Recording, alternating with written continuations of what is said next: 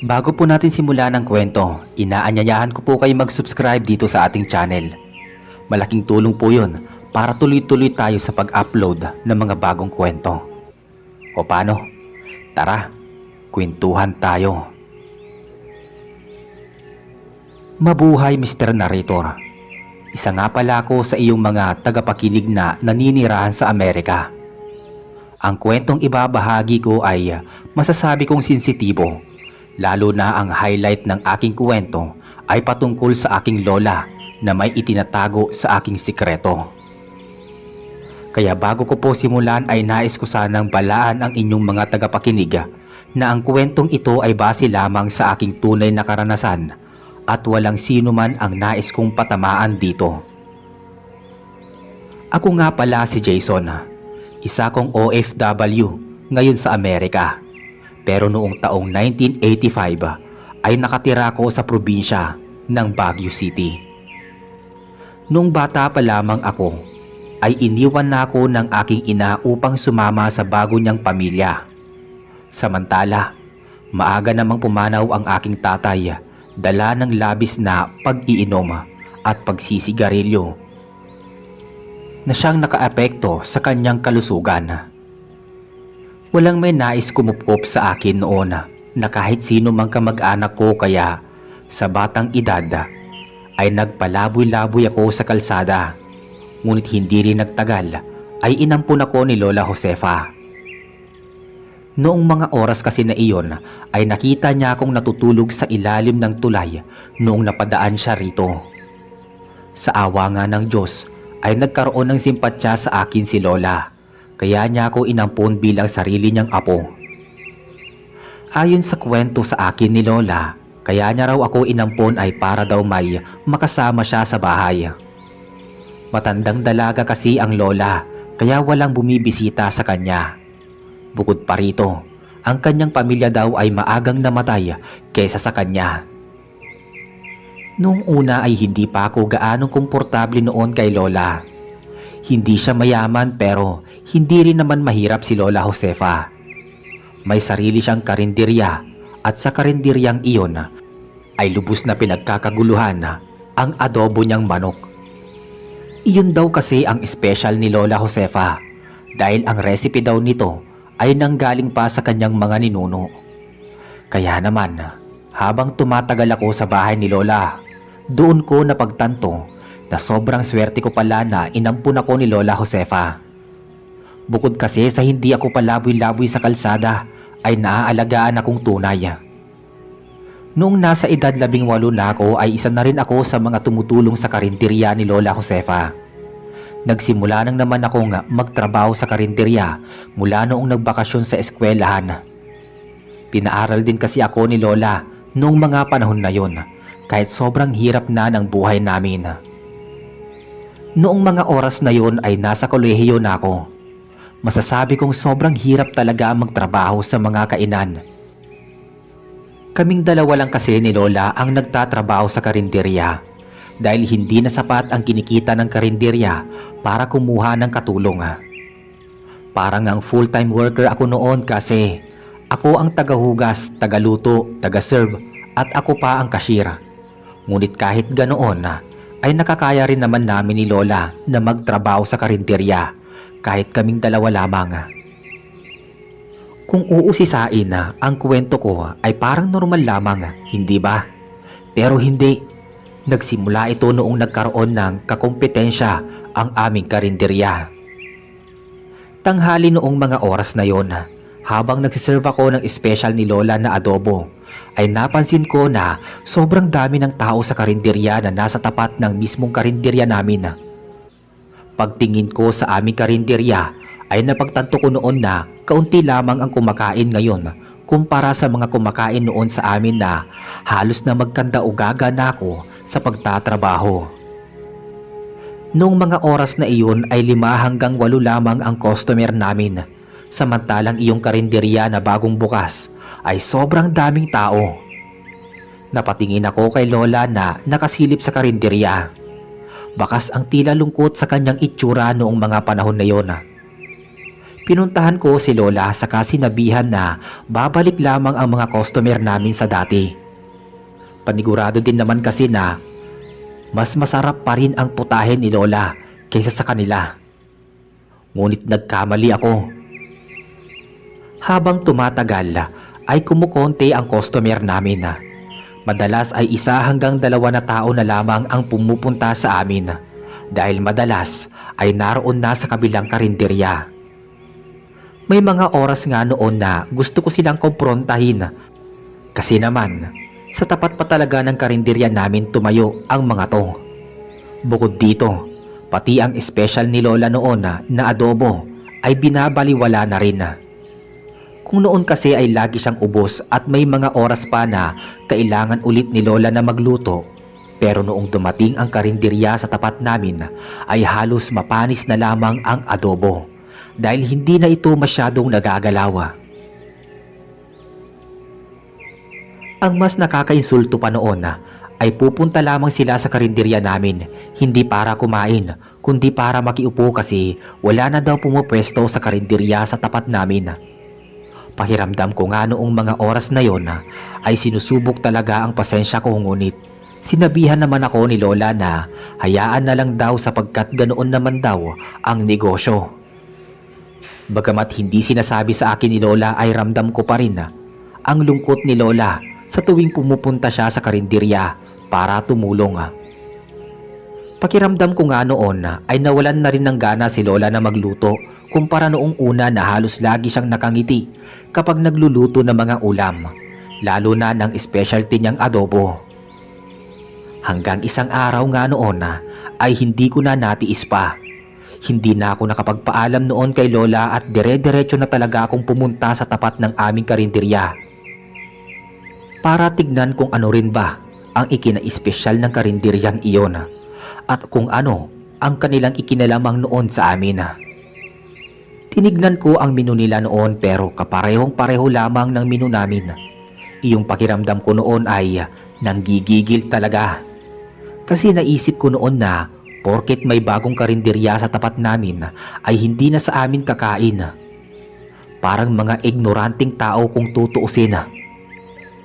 Tinignan ko pa noon ang special nila. Walang iba kundi adobo rin. Hindi na ako nakatiis noon at nilapitan ng aming regular na customer noon na nangaliwa sa tapat ng karinderya. Tinanong ko siya kung bakit hindi kumakain sa amin at sinabi niya na lamang na mas mura at mas masarap daw ang pagkain doon, lalo na ang adobo nila. Nagpantig ang tenga ko noon kasi para lang naman niyang iniinsulto ang luto ni Lola. Tinanong ko siya kung gaano nga ba kasarap ang adobo nila at sinabi sa akin na sobrang linamnam daw, lalo na ng balat. Pagkatapos kong marinig yon ay iniwan ko na siya. Pinuntahan ko si Lola sa aming karinderya. Walang katao-tao roon maliban sa aming dalawa. Tulala si Lola noon sa tapat ng karinderya at mapapansin ang sobrang lungkot na muka. Sinabi ko kay Lola ang ginawa ko at nalaman ko roon sa regular customer. Tumatawa pa ako noon para mapagaan ang loob ni Lola pero hindi man lang siya umiimik. Tinignan niya na lamang ako saka napabuntong hininga. Mga ilang minuto ay tumingin siya sa akin. Hindi ko alam kung bakit parang nawerduhan ako sa ginawang pagngiti ni Lola.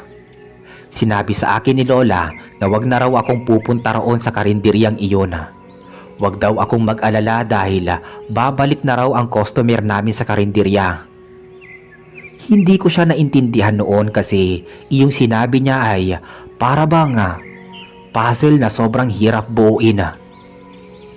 Pagkatapos ng araw na iyon ay maaga kaming nagsara. Wala na rin naman kasing bumibili noon. Iyong mga natirang ulam ay inuwi na lang namin noon.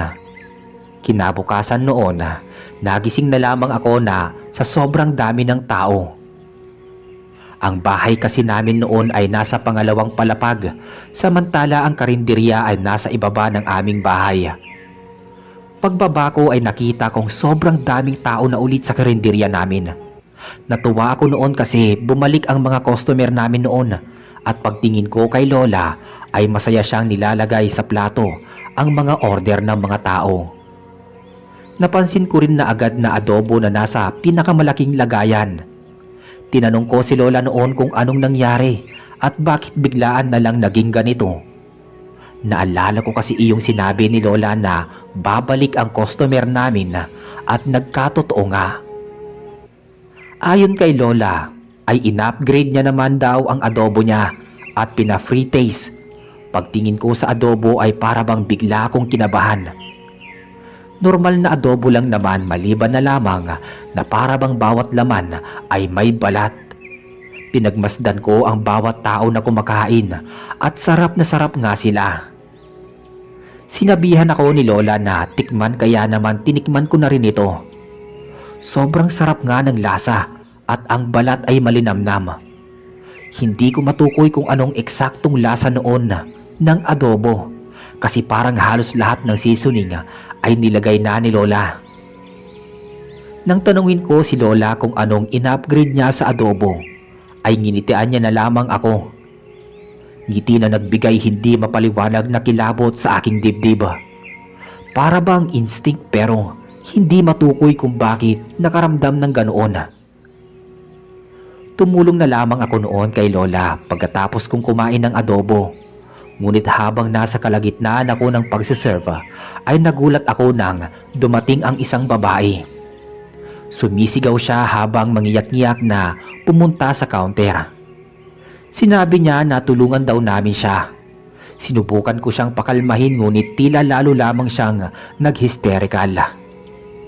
Nakuha niya na rin ang atensyon ng mga kumakain sa amin. Ayon sa babae, may nakita raw siyang bangkay sa may basurahan. Tulungan daw namin siya dahil pakiramdam niya ay hindi siya patutulugin kung sakaling hahayaan niya ito.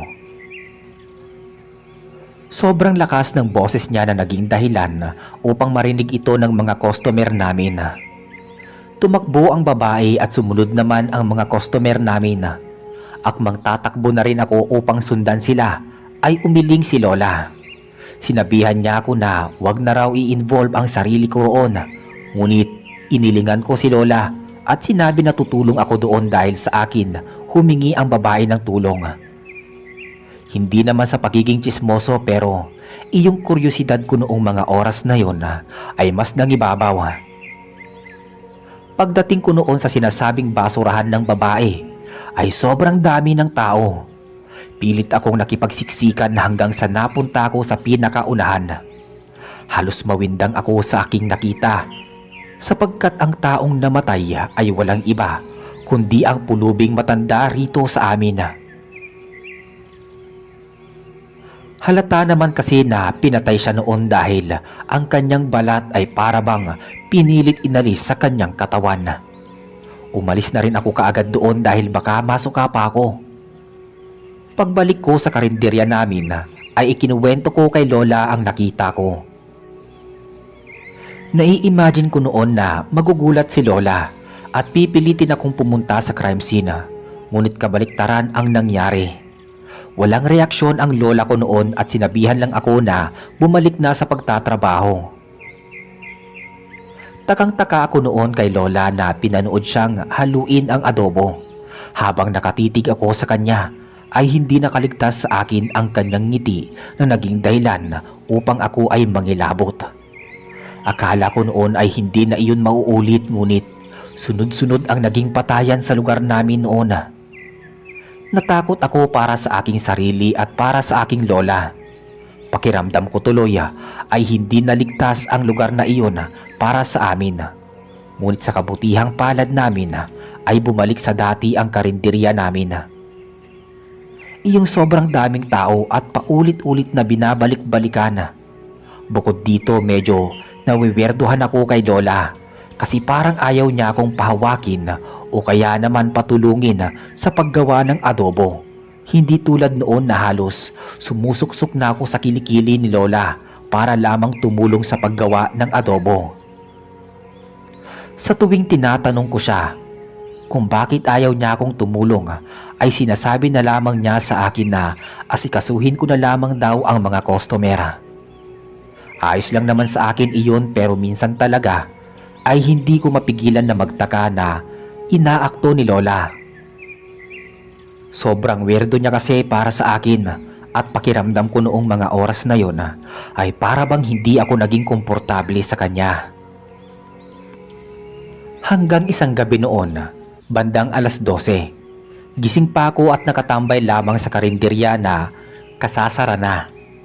Hindi kasi ako makatulog noong mga oras na yon dahil iniisip ko noon ang mga inaakto ni Lola.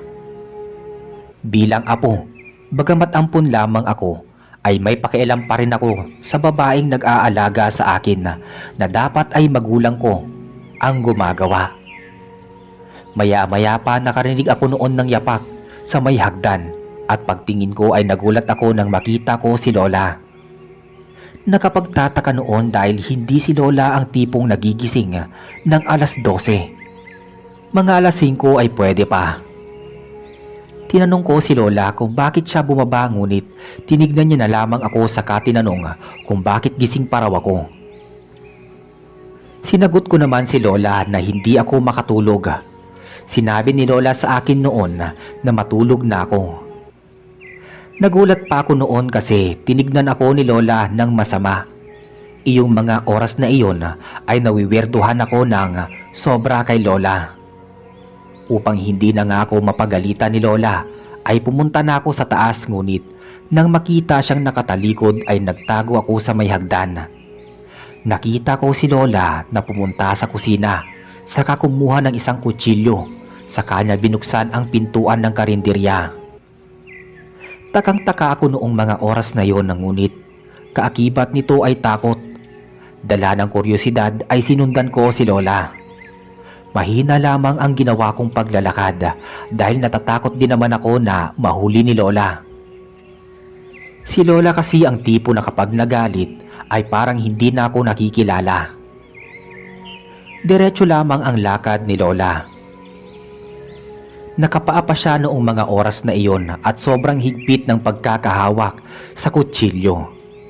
Pumasok pa sa isip ko noon na baka siya ang pumapatay pero iniling ko na lang naman agad iyon dahil ayokong paghinalaan ang lola ko. Huminto si Lola sa isang bahay kung saan may manukan sa labas nito. Nangunot ang noo ko nang pumasok si Lola saka kinuha ang isang manok na mahimbing na natutulog. Halos manluwa ang aking mga mata nang mabilis nitong pinutol ang ulo ng manok bago pa man ito umingay. Hindi na ako nakatiis pa at mabilis siyang nilapitan. Tinignan ako ni Lola na para bang hindi man lang nagulat na naroon ako. Iyong tingin ni Lola noong mga oras na iyon ay sobrang sama at pakiramdam ko ay may nakapalibot na madilim na aura kay Lola. Tinanong ko si Lola na may bahid ng inis sa aking muka kung ano ang ginagawa niya. Imbis na sagutin ako ay pinulot niya ang manok saka nilagpasan ako. Hinabol ko si Lola noon at sa kasamaang palad ay nahawakan ko ang kutsilyo. Tinignan ako ni Lola noon, iyong tingin niya ay para bang leon na gutom na gutom. Napatingin ako sa aking kamay saka napangiwi. Sobrang lalim ng sugat ko noon na magpahanggang ngayon ay makikita pa rin ang peklat. Sinabi ni Lola na gamutin ko raw ang sugat ko, saka siya muling tumalikod. Dala-dala niya ang manok na pinatay at ninakaw niya sa bahay na iyon. Pagdating namin sa karinderya ay hindi na ako nakatiis na komprontahin ang lola ko. Lola, bakit ka nagnanakaw ng hindi sa atin? Hindi mo ba alam na masama ang ginagawa mo? Ibig sabihin ba nito yung niluluto mong adobo ninanakaw mo? Hindi naman kasi dapat manok ang kakatayin ko, kaso dumating ka. Anong ibig mong sabihin, Lola? Ramdam ko ang pagtatayo ng aking balahibo. Kinutuban ako noon na baka si Lola ang pumapatay.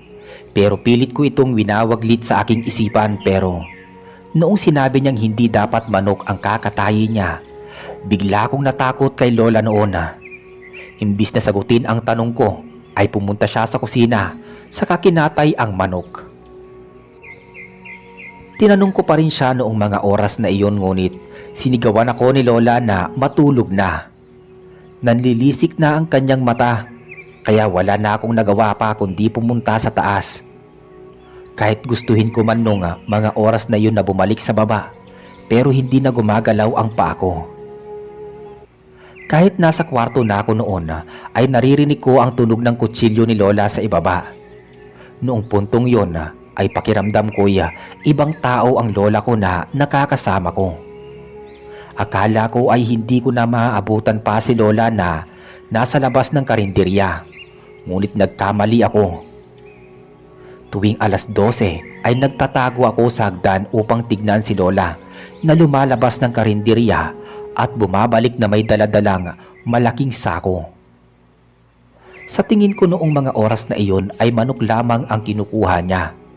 Ang mas kinababahala ko pa noon ay lalong lumalala ang patayan sa amin.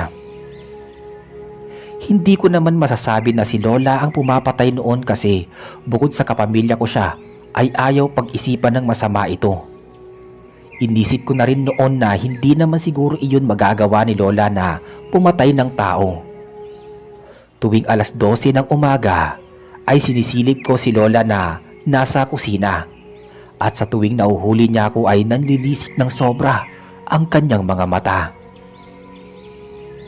Tumagal ang ganoong pangyayari ng halos ilang linggo.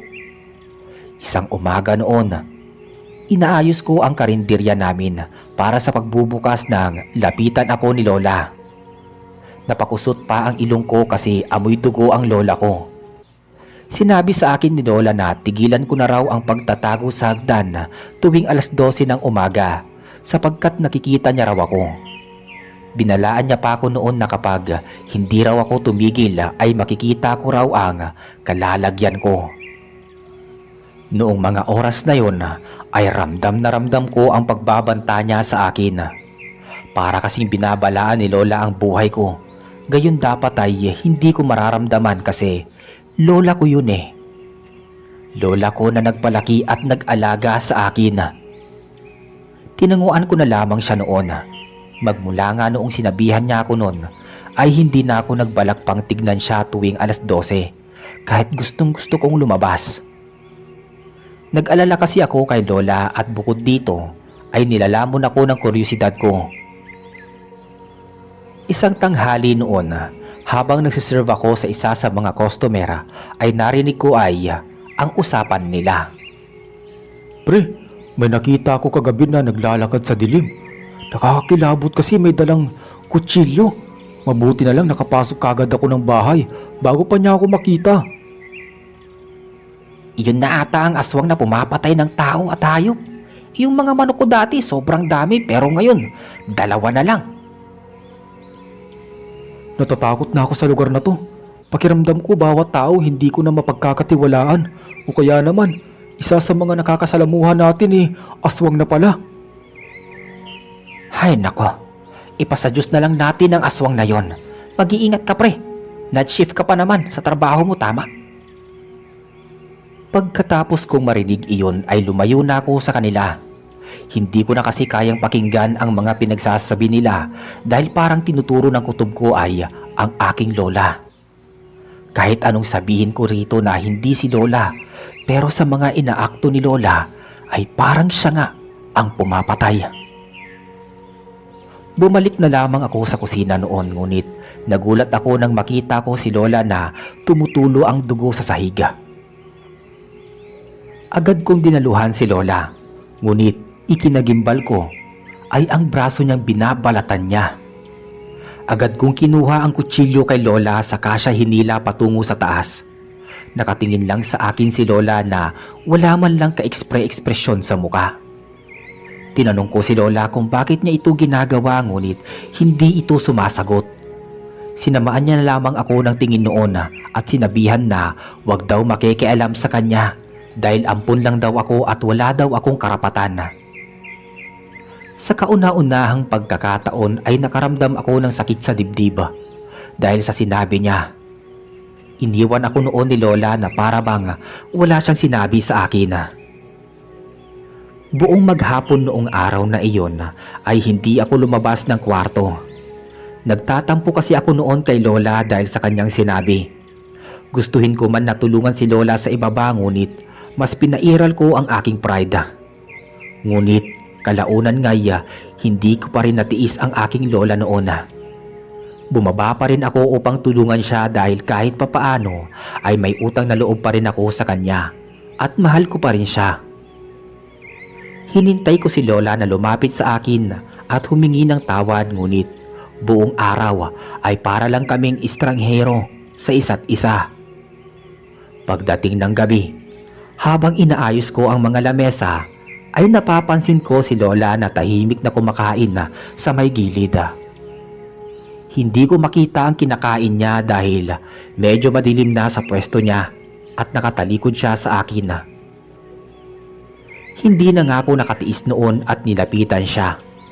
Humingi ako ng tawad sa ginawa kong pagpapakialam sa kanya.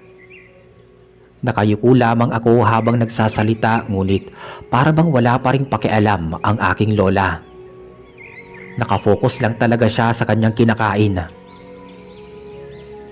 Nang tingnan ko ang kinakain ni Lola ay halos masuka ako sa aking nakita. Naduwal na talaga ako noon. Doon ko nakuha ang atensyon ni Lola. Nakangiti siya sa akin habang mumunguya ng isang hilaw na pagkain. Nagulat pa ako dahil para bang binalatan niya ang sarili niyang braso at pagtingin ko sa plato niya ay naroroon ang balat niya at dumudugo pa. Tinanong ko si Lola kung anong kabaliwan ang nangyayari sa kanya. Saka ako kinuha ang plato saka diretsyong tinapon sa malapit na basurahan. Sinabi ni Lola na sobrang sarap daw ng balat niya at nagulat pa ako nang sipsipin niya ang sugat niya. Mabilis kong pinigilan si Lola. Tignan ko siya noon na may pagtataka at takot.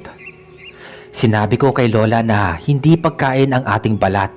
Ang balat kasi noon ni Lola ay malambot na rin marahil sa katandaan. Sa sinabi ko ay tinawanan lamang ako ni Lola. Ayon sa kanya ay nasasarapan nga raw ang mga kumakain sa amin. Hindi kaagad ako nakareact sa sinabi niya, pero alam ko kung ano ang ibig niyang sabihin. Umiling ako sa katumawa ng peke ngunit nakangiti lamang si Lola sa akin. Iniling ko na lamang ang aking ulo, saka inalalayan noon si Lola na linisin ang sarili at pinatulog. Buong gabi noon ay halos mabaliw ako kakaisip sa mga nangyari kay Lola. Lumipas pa ang mga araw ay laging ganoon ang sistema namin ni Lola. Para bang tinatakot niya ako gamit mismo ang kanyang mga salita. Pilit ko man nabaliwalain ngunit sa tuwing nakikita ko si Lola ay naaalala ko ang mga sinabi niya. Ang kanyang mga inaakto na siyang nagpapabaliw talaga sa aking isipan. Bukod pa rito ay natatakot ako para kay Lola. Habang tumatagal ay dumarami ang namamatay at hinahanap na ng mga pulis. May mga pulis na rin na rumuronda tuwing gabi para mahuli iyon pero si Lola ay parang wala lang na lumalabas at bumabalik-balik na may malaking sako at may dugo. Alam ko nung mga oras na iyon ay nagbubulag-bulagan ako. Gayon ang mga ebidensya ay pinangangalandakan na sa akin. Hanggang isang araw ay dumating na nga ang kinatatakutan ko. Abala ako noon sa pagsiserve ng mga pagkain sa kostomera nang dumating ang mga pulis sa aming karinderya. Agad akong tinamaan ng kaba noon saka napatingin sa aking lola. Nilapitan ako ng pulis at sinabi nga kailangan niya raw akong makausap. Kaya naman niyaya ko siya sa bahay namin na nasa itaas ng karinderya. Pasimple ko pa noon na tinignan si Lola na nakatingin din sa akin noong mga oras na yon. Pagpasok namin sa sala ng bahay ay sinabihan ako ng officer na may nakakita raw kay Lola kagabi sa isang madilim na parte.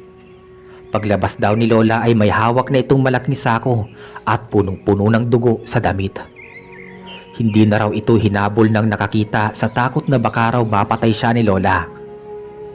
Hindi kaagad ako nakasagot sa sinabi ng pulis. Sakto naman na kararating lang ni Lola. Nabi ni Lola sa kanila na hindi raw siya ang nakita ng taong yun.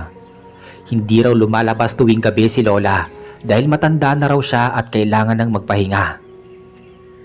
Nang tignan ako ni Lola ay agad akong tumango sa pulis.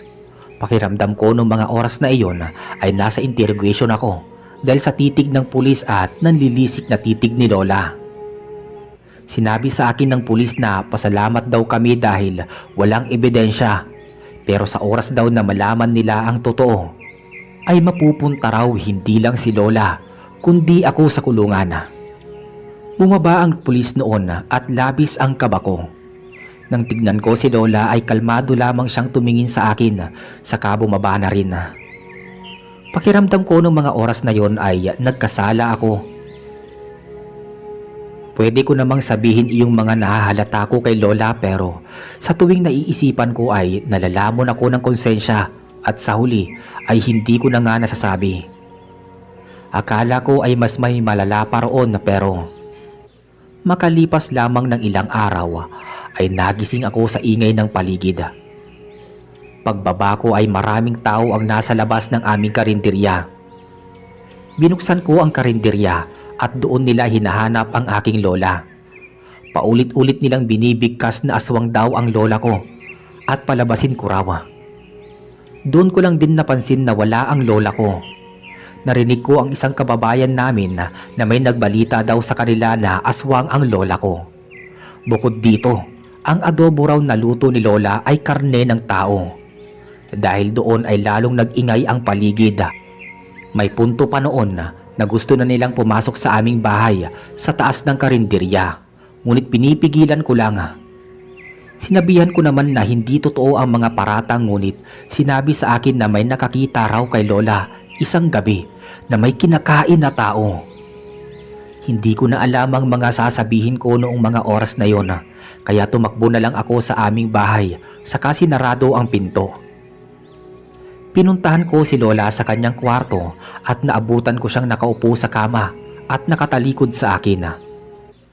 Tinawag ko si Lola saka sinabi ang nalaman ko, ngunit wala man lang siyang reaksyon. Nilapitan ko na siya at doon ko nakita ang nakakatakot na itsura ni Lola. May hawak siyang dumudugo na tila babraso ng tao. Napaatras ako sa takot noon nang tumingin siya sa akin. Gusto kong tumakbo at sumigaw, pero hindi ko man lang maibuka ang aking bibig o kaya naman magalaw ang aking paa. Sinabi sa akin ni Lola noong mga oras na yon na hindi ko pa raw siya gaanong kilala. Doon tuluyan nang inamin sa akin ni Lola na galing siya sa angkan ng mga aswang. Nais niya lang naman daw na mamuhay ng normal kasama ang mga tao. Bukod doon ay inampun niya raw ako para may katuwang sa buhay. Noon daw na nagkaroon ng kakompetensya ang aming karinderya. At noong sinabi ko na ang adobo ng kabilang karinderya ay malinamnam dahil sa balat, ay naisip niya raw na palinamnamin ang aming adobo gamit ang karne at balat ng tao. Pakiramdam ko nung mga oras na iyon ay maduduwal ako dahil sa pandidiri. Hindi ako umiimik noon at umalis sa kwarto ni Lola. Muli kong narinig ang mga ingay ng mga kapitbahay namin na tila panandali ang nawala noong umamin sa akin si Lola. Magmula noong araw na iyon ay araw-araw na may pumupunta sa aming karinderya upang mag-imbestiga. Hindi na rin lumalabas si Lola sa kwarto niya at maging ako ay hindi ko rin siya pinapansin. Hindi ko maatim na ang taong nag-alaga sa akin ay isa palang aswang. Wala na rin kumakain sa karinderya namin at muling nalipat sa kakompetensya na karinderya. Lalo kasing kumalat ang balita na karne ng tao ang itinitinda namin. Bukod doon ay pati ako ay napagkamalan na ring aswang. Umabot na rin sa punto noon na kailangan na naming isara ang karinderya. Hanggang isang gabi ay naisipan ko nang maglayas, bandang 12:00 noon. Tulog na ang aking lola nang puntahan ko siya sa kanyang kwarto. Tinignan ko si Lola noon, ang Lola Josefa ko na nag-alaga sa akin. Masaya pa rin ako na kahit isa siyang aswang ay hindi niya pa rin ako sinasaktan o kaya pinagmamalupitan. Masaya ako sa buhay na ibinigay niya, ngunit buo na ang aking desisyon noong mga oras na yon na maglayas. Pakiramdam ko ay hindi na ako ligtas sa kasama si Lola sa iisang bahay. Nagpaalam ako kay Lola, saka siya niyakap bago ko iniwan ang bahay na naging tirahan ko ng halos isang dekada. Pagkatapos ng paglalayas ko ay napadpad ako sa isang bahay ampunan. Walang sino man ang sinabihan ko ng pangyayaring iyon dahil para sa akin ay isa iyong sagradong sikreto. Lumipas nga ang 10 taon pa ay nakatapos ako ng tuluyan sa aking pag-aaral. Naisipan kong bisitahin ang tirahan ko noon ngunit hindi ko na inaasahan na sira-sira na ito. Nang magtanong ako sa isa sa mga nandoroon ay wala na raw ang nakatira doon. Isang dekada na rin daw noon nang biglang nasunog ang bahay. Hindi rin naman daw nahanap si Lola Josefa maging ang katawan nito kaya sa tingin nila ay nakatakas ito kasama ko ngunit lingid sa kaalaman nila na ako ang unang umalis sa bahay na yon. Nang mapatingin ako sa tapat ng karinderya ay nakatayo pa rin ito ngunit ang kaibahan lang ay wala na ang karinderya namin. Bumalik na lamang ako noon sa bahay na pinagsisikapan kong ipatayo. Hanggang dito na lamang po ang aking kwento, Mr. Narrator. Pagkatapos kasi ng pagbisita ko sa bahay namin noon ay lumipad na ako patungong Amerika upang doon magtrabaho. Ikaw at ang iyong mga tagapakinig lamang ang tanging nakakaalam na may karanasan akong ganito. Kung nasaan man si Lola Josefa ngayon sana ay masaya siya kung sakaling mapaisip kayo kung anong nararamdaman ko noong naglayas. Walang iba kundi lungkot. Mas pipiliin ko pa rin kasing lumayo kaysa isuko sa pulis ang lola ko. Kahit aswang siya, ay mahal na mahal ko siya at tanging siya lamang ang tinuturing kong pamilya. Sa naging karanasan ko ay kahit nakakatakot, ay nagbigay pa rin ito ng aral para sa akin. Iyon ay kahit gaano pa kasama ang tao, ay may kabaitan pa rin ito sa kalooban. Masasabi natin na ang aswang ay isang kampon ng kasamaan ngunit inangkin at inalagaan pa rin ako ni Lola Josefa. Pero ngayon ay binabaon ko na lamang iyon sa limot. Masaya na ako sa buhay ko ngayon sa Amerika kumpara sa buhay ko noon na sobrang hirap. Ngayon ay maginhawa na sa tulong na rin ng sarili kong pagsisikap. Naway nagustuhan ninyo ang aking kwento. Sa muli, ako si Jason, ang sender at listener ng inyong channel, Mr. Narrator.